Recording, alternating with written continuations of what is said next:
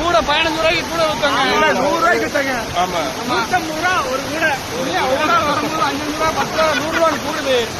அப்படியே வாங்க இங்க வாங்க. அப்படியே குற்றாலத்துல குளிக்க வந்தாங்க. நல்லா இருக்குங்க. அப்படியே திருப்புங்க. இல்ல அந்த சம்பந்தமே இல்லாம வந்து மொத்தத்தையும் காலி பண்ணிட்டு போயிட்டான்.